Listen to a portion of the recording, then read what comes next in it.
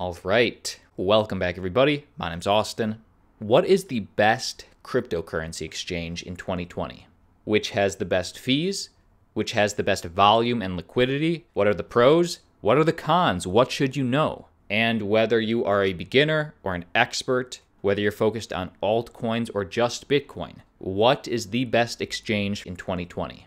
Today we compare some of the top cryptocurrency exchanges in the space, and we're going to cover everything. We're even going to get into best welcome bonuses, some freebies if you want your first $10 in Bitcoin for free, other freebie offers. The goal is to make this video the ultimate guide. So like always, let's jump in. First up, Coinbase. After much research, Coinbase has some of the highest fees in existence out of any exchange, anywhere between 1.5 to 4% per purchase for Bitcoin, Chainlink, Ethereum, whatever. And obviously this sucks. I mean, this channel will tell it to you straight. Fees are horrible, but fees alone, if something has low fees, it doesn't automatically make something a good exchange, and high fees doesn't automatically make something a bad exchange. There's many other factors. First off, volume and liquidity. Very high, very high. Coinbase and Coinbase Pro, we're actually going to lump these two together. One's for more beginners, one's for more experienced traders, but they're some of the oldest exchanges in the game. So for fees specifically, for Coinbase Pro, they're actually pretty good. They're 0.5% to as much as 0%, and it's all based on individual trading volume. So if you trade in higher amounts, you get lower fees, and you're going to find that's true for all the exchanges we talk about today. So before I get to cons, let's first talk about things that I like. Volume and liquidity. It's a very important metric because when a stock or coin is highly liquid, it's easier to enter and exit positions while having less impact on the stock's price. So it's significant. And you can always check these metrics on your own by going to CoinMarketCap, spot exchanges.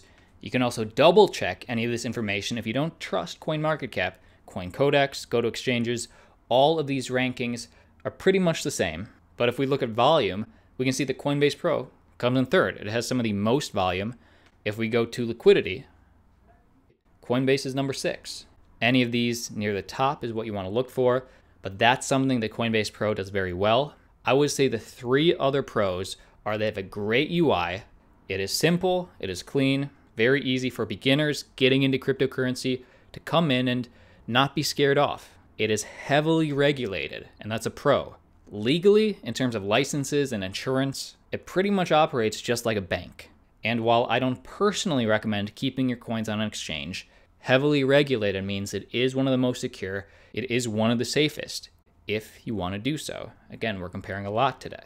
And the last pro I'll mention, which is significant, is something called Coinbase Earn, as well as their $10 welcome bonus. Now, in the description of all our videos, the referral links are down below. Set up a Coinbase account, and we both receive $10. And it's definitely a perk you want to take advantage of.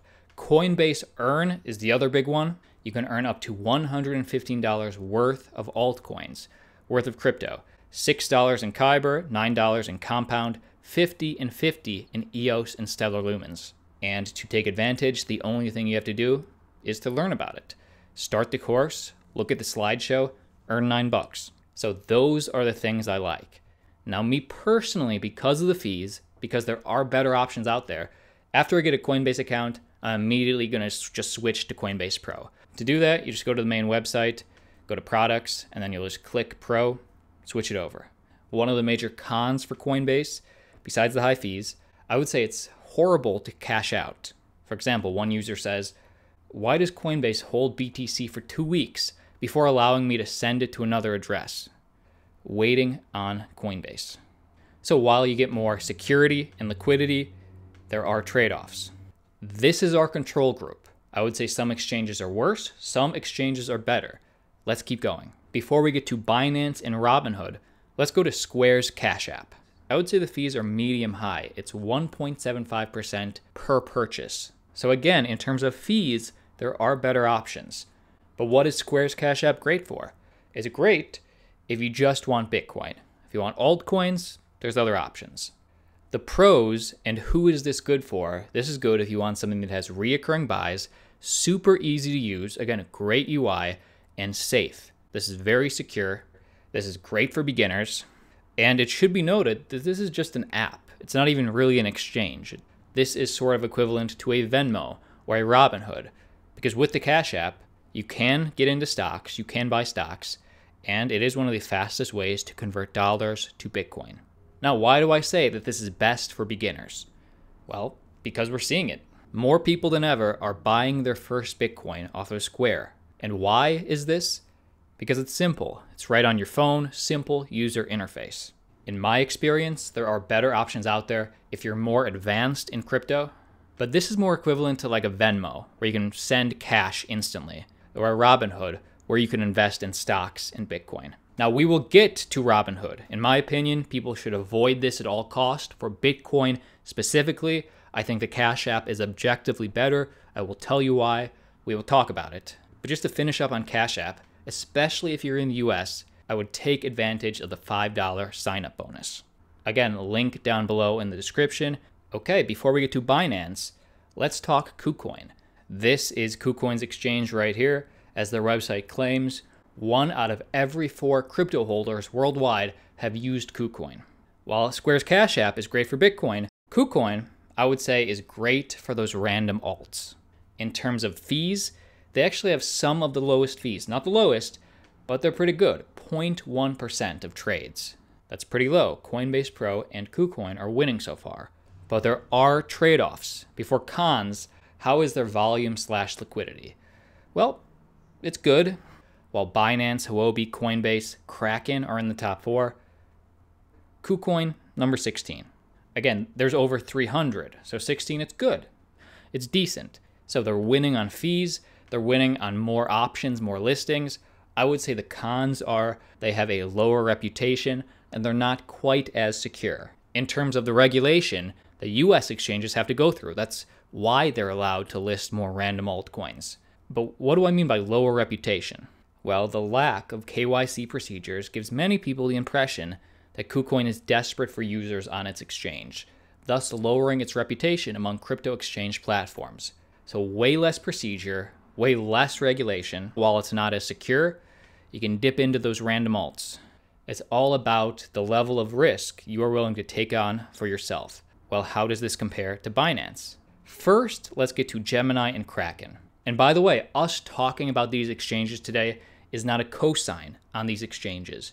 Do your own research. This is just a jumping off point. And if you're saying, Austin, you're overloading me with a little too much information, which one's the best one? At the very end, I'll give you my opinion on what works best for me. But let's keep going. Gemini. How does Gemini compare? A reason you would use Gemini is because you want something like Coinbase that's heavily regulated. It's a US exchange. It is one of the most secure. It has some of the most licenses. So that's a pro. How is volume and liquidity? It's pretty good. I mean, you can look it up yourself, but I would say it's definitely good enough. As we reported on this channel the other day, Barstool Sports CEO, he uses Gemini to buy Chainlink, to buy Bitcoin. So it is good for US customers. What are the fees? Well, they are volume-based, and they range anywhere from 1% to 0% if you trade enough, if you trade in high volumes. So that ranking is 1%, that's all right. 0%, that's great. If you want to fact check any of this stuff, it's all online. The cons, of which I would say to any US exchange, is there's a limited coins, which again could be a blessing because you're only going to get sort of the safest ones because of the heavy regulation. There is a $10 sign-up bonus, link in the description if you want to check it out. But in general, if I had to describe Gemini in one word, I would say reliable, safe and reliable, good for US residents. How about Kraken?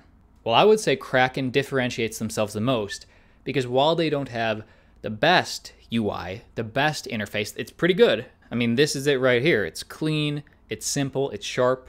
In comparison to Coinbase or the Cash App, this one would be a little more basic, while Coinbase maybe would be a little bit more fun for new people. But I would say Kraken is definitely, who's it good for? More experienced traders, especially in Europe and the US. Let me share with you why. On today's list, they rank as the lowest fees between 0.6% to 0%, again, based on trading volume. So the lowest on this list. They're one of the older dogs in the space, so their volume liquidity is good, pretty decent. And I will say one of the bigger differentiators for Kraken is staking. And obviously Coinbase is good for staking. You can do a Cardano, Tezos, some of these others you can stake as well. But Kraken, I would say one of the better places to stake because you can earn rewards, Kraken right here, by staking coins or fiat.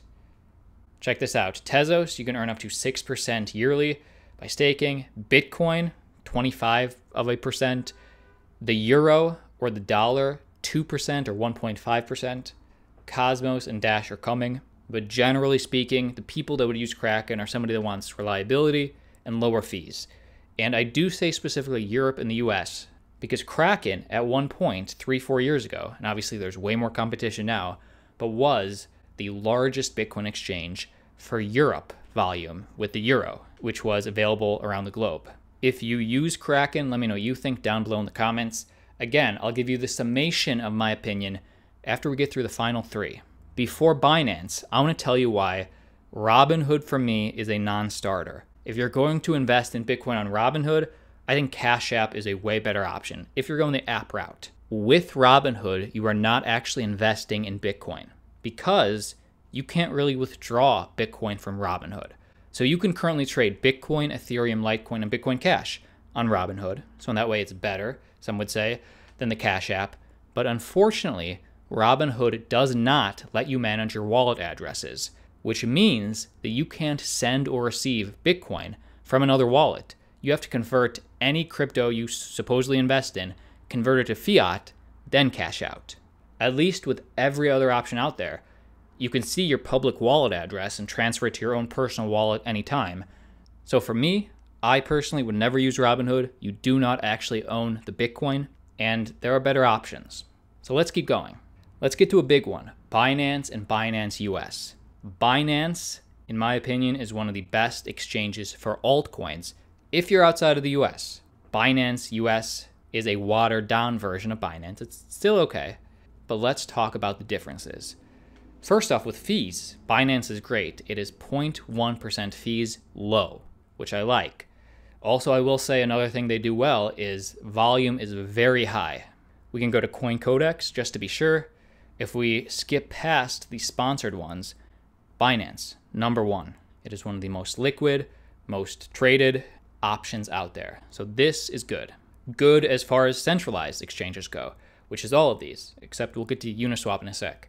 But how about Binance US? This is it right here, Binance US. And even here, you will find slightly better options.